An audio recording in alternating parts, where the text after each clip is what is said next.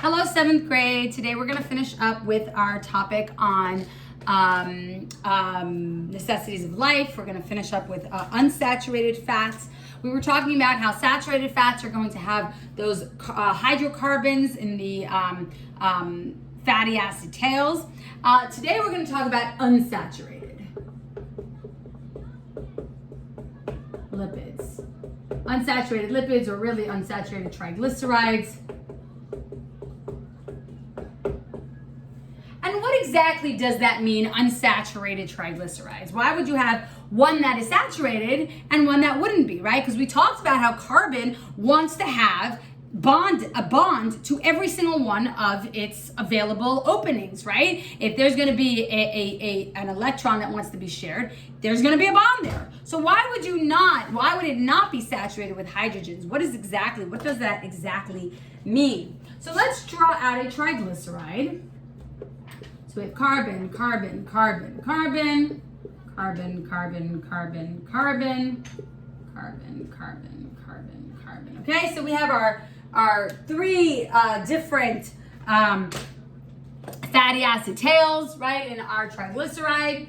And so we have these carbons attached to each other. And we know that these carbons are going to also attach to hydrogens. So we have hydrogen, hydrogen, hydrogen, hydrogen, hydrogen, hydrogen, hydrogen. This one's connected to hydrogen. This one would be connected. And so this is just going to take me a second. Okay, so we are doing all these hydrocarbons. Okay, pretty much there. Well, what I just drew is not an unsaturated triglyceride. I drew a saturated triglyceride, right? Because we have this these carbons, and every single one of these carbons are attached to the maximum amount of hydrogens. They are saturated with the maximum amount of hydrogens that could possibly be to fill up those carbons, okay? Well, in an unsaturated triglyceride, what happens is that this carbon, which would normally produce a single bond, is actually going to make a double bond with this carbon. So this carbon is going to, I'm just picking random carbons. So this carbon is going to have a double bond with this carbon. Well, if I were to look at this carbon, it has 1, 2, 3, 4, 5 bonds. If I looked at this carbon, it has 1, 2, 3, 4, 5. Carbon doesn't bond 5 times, okay? Let's draw out the Bohr's model. We have 6 protons, we have 2 in the first shell, and we have 2 in the second shell. So we can only produce 4 bonds, right? We could bond here, we could bond here, we could bond here, we could bond here. Now, normally, right, we know that carbon is connected to another carbon, and this carbon is connected to another carbon, and this would be a hydrogen, this will be hydrogen. Well, what happens is, in this case right here, this carbon is going to double bond with another carbon, which means that this electron that was here is going to bond down here. And so this hydrogen will not be here. And so what happens is you end up with 1, 2, 3, 4. So if I look over here, I have 5 bonds, not 4. That's a problem. So one of these hydrogens are not going to bond. Well, that's, by the way, look down here also. One of these hydrogens are not going to bond. So what used to be a hydrogen here is not a hydrogen. What used to be not used to, it's an unsaturated fat, so it just didn't develop that way, right? It didn't have those hydrogens there, right? So what happens is this hydrogen and this hydrogen, there is no hydrogen there, right? Because this is double bonded, right? These 2 carbons are both happy. 1, 2, 3, 4. 1, 2, 3, 4. And that's because of the double bond. Well, that'll happen, let's say, over here too. So let's say I have the double bond here. Well, this hydrogen will go away, and this hydrogen will go away. And so we end up having a situation where, whatever.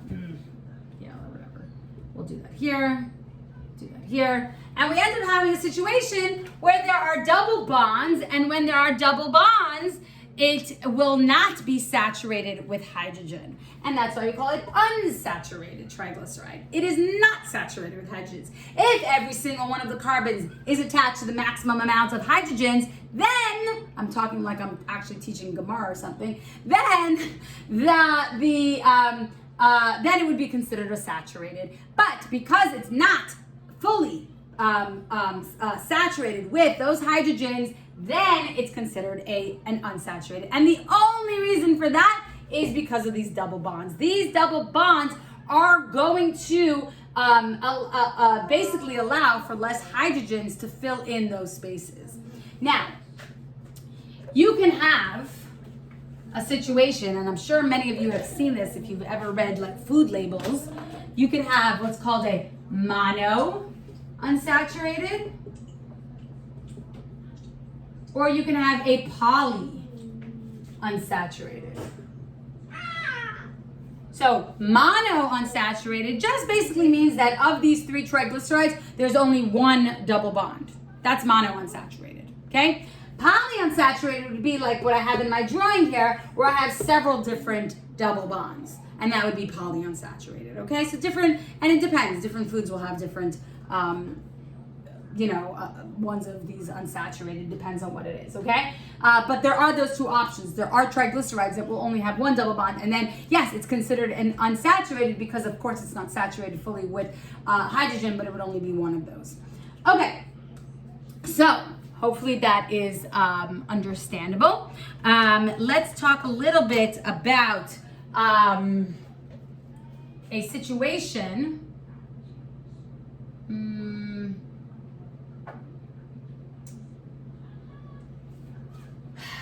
Let's talk, okay, you know what, let's talk, I'm gonna write it over here because I don't wanna erase this because I don't want to have to redo it.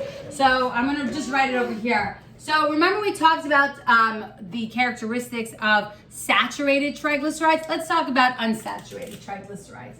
So unsaturated triglycerides are, we talked about how saturated are considered fats. These are generally oils, right? We also do have some unsaturated triglycerides which are considered fats, but for the most part they're oils. And if they're oils, we know that they are not solid at room temperature, they are liquid at room temperature.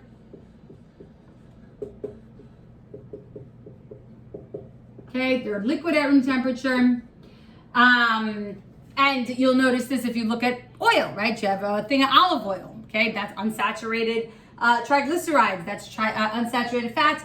Or oils, those are, you put that at room temperature, it will be liquid, right? Most oils will be. These are primarily,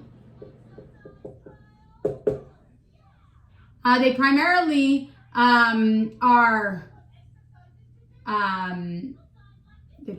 come from plant products. However, we know that there are exceptions. And there are exceptions. The exception is fish oil.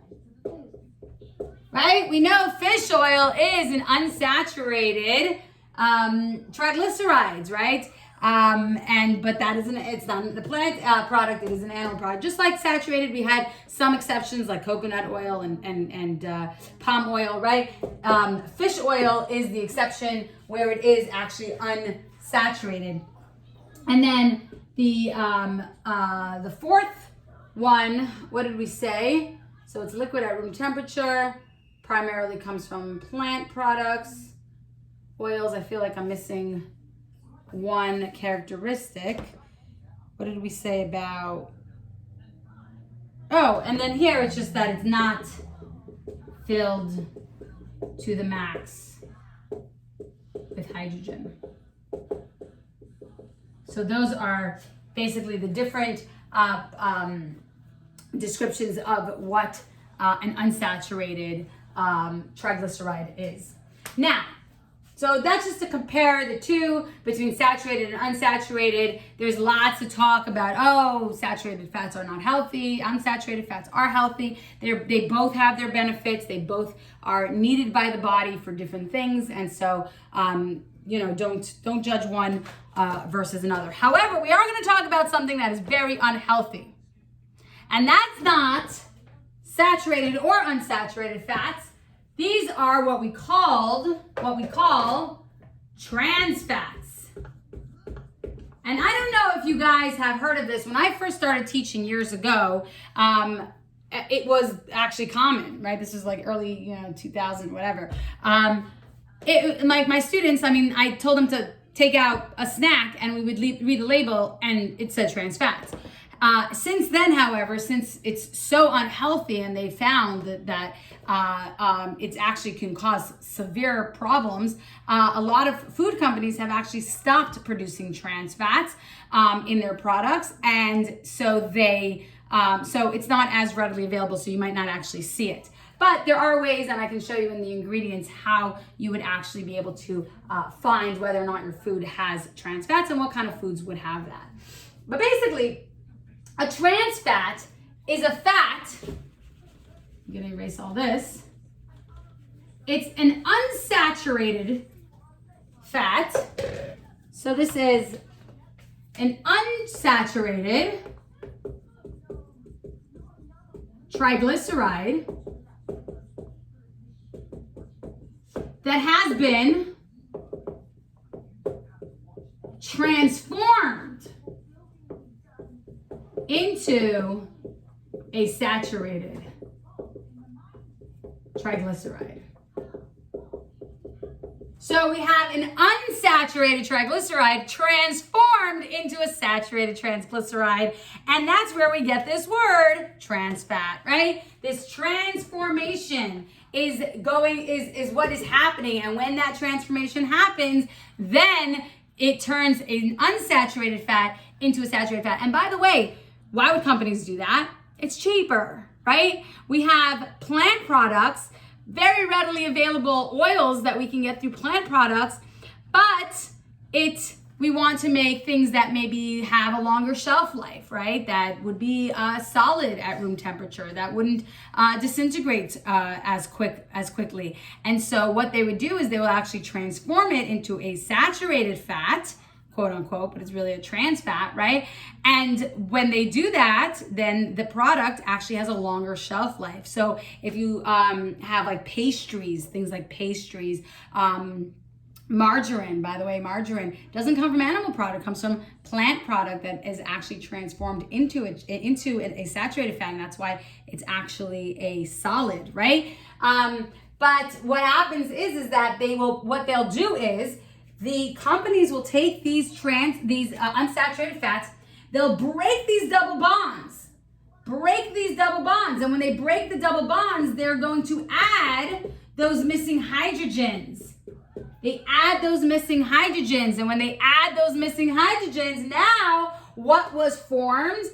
A saturated fat. So we had that unsaturated fat, we broke those double bonds, and then we just put in hydrogens, and now we have a saturated fat.